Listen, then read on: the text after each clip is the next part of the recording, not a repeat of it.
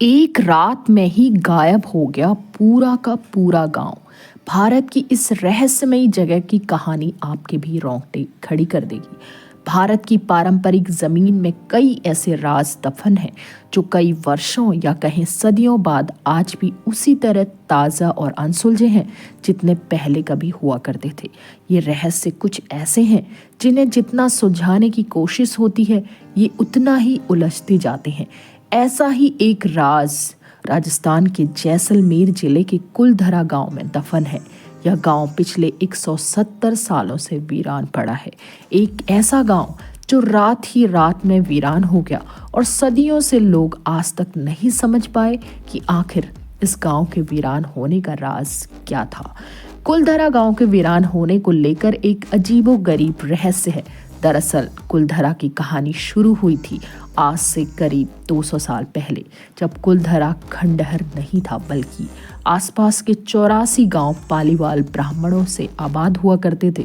लेकिन फिर जैसे कुलधरा को किसी की बुरी नज़र लग गई। वो शख्स था रियासत का दीवान सालम सिंह, अय्याश दीवान सालम सिंह, जिसकी गंदी नज़र गांव की खूबसूरत लड़की पर पड़ गई थी। दीवान उस लड़की के पीछे इस कदर पागल था कि बस किसी तरह से उसे पा लेना चाहता था। उसने इसके लिए ब्राह्मणों पर दबाव बनाना शुरू किया। हद तो तब हो गई जब सत्ता के मद में चूर उस दीवान ने लड़की के घर संदेश भिजवाया कि यदि अगले पूर्णमासी तक उसे लड़की नहीं मिली तो वह गांव पर हमला करके लड़की को उठा ले जाएगा। दीवान और गांव वालों की ये लड़ाई अब एक कुंवारी लड़की के सम्मान की भी थी और गांव के आत्मसम्मान की भी। गांव की चौपाल पर पालीवाल ब्राह्मणों की बैठक हुई और 5000 से ज्यादा परिवारों ने अपने सम्मान के लिए रियासत छोड़ने का फैसला ले लिया। कहा जाता है कि निर्णय लेने के लिए सभी 84 गांव वाले एक मंदिर पर इकट्ठा हो गए और पंचायतों ने फैसला किया कि कुछ भी हो जाए अपनी लड़की उस दीवान को नहीं देंगे। अगली शाम कुलधरा कुछ यूं वीरान हुआ कि आज परिंदे भी उस गांव की सरहदों में दाखिल नहीं होते। कहते हैं गांव छोड़ते वक्त उन ब्राह्मणों ने इस जगह को श्राप दिया था। आपको बता दें कि बदलते वक्त के बाद 82 गांव तो दोबारा बन गए, लेकिन 2 गांव कुलधरा और खाभा तमाम कोशिशों के बाद भी आज तक आबाद नहीं हो पाए। ये गांव अब भारतीय पुरातत्व विभाग के संरक्षण में है, जिसे दिन की रोशनी में सैलानियों के लिए रोज खोल दिया जाता है। कहा जाता है कि यह गांव रूहानी ताकतों के कब्जे में है। टूरिस्ट प्लेस में बदल चुके कुलधरा गांव घूमने आने वालों के मुताबिक यहाँ रहने वाले पालीवाल ब्राह्मणों की आहट आज भी सुनाई देती है। उन्हें वहाँ हर पल ऐसा अनुभव होता है कि कोई आसपास चल रहा है। बाजार में चहल पहल की आवाज़ें आती हैं। महिलाओं के बात करने और उनकी चूड़ियों और पायलों की आवाज़ हमेशा ही आती रहती है।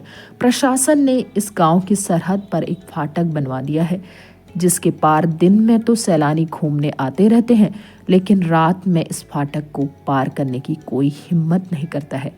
कुलधरा गांव में एक मंदिर है जो आज भी श्राप से मुक्त है। एक बावड़ी भी है जो उस दौर में पीने के पानी का जरिया थी। एक खामोश गलियारे में उतरती कुछ सीढ़ियां भी हैं। कहते हैं शाम ढलने के बाद अक्सर यहाँ कुछ आवाज़ें सुनाई देती हैं। लोग मानते हैं कि वो आवाज़ 18वीं सदी का वो दर्द है जिनसे पालीवाल ब्राह्मण गुजरे थे।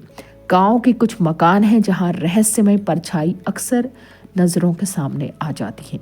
दिन की रोशनी में सब कुछ इतिहास की किसी कहानी जैसा लगता है, लेकिन शाम ढलते ही कुलधरा के दरवाजे बंद हो जाते हैं और दिखाई देता है रूहानी ताकतों का एक रहस्यमय संसार।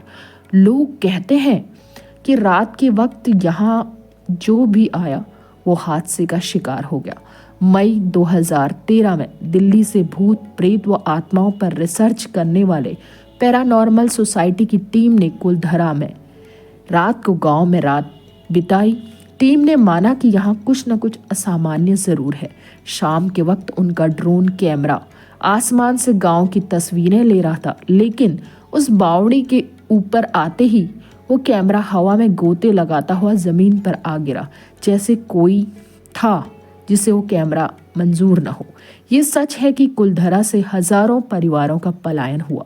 ये भी सच है कि कुलधरा में आज भी राजस्थानी संस्कृति की झलक मिलती है। पैरानॉर्मल सोसाइटी के उपाध्यक्ष अंशुल शर्मा ने बताया कि हमारे पास एक डिवाइस है जिसका नाम घोस्ट बॉक्स है।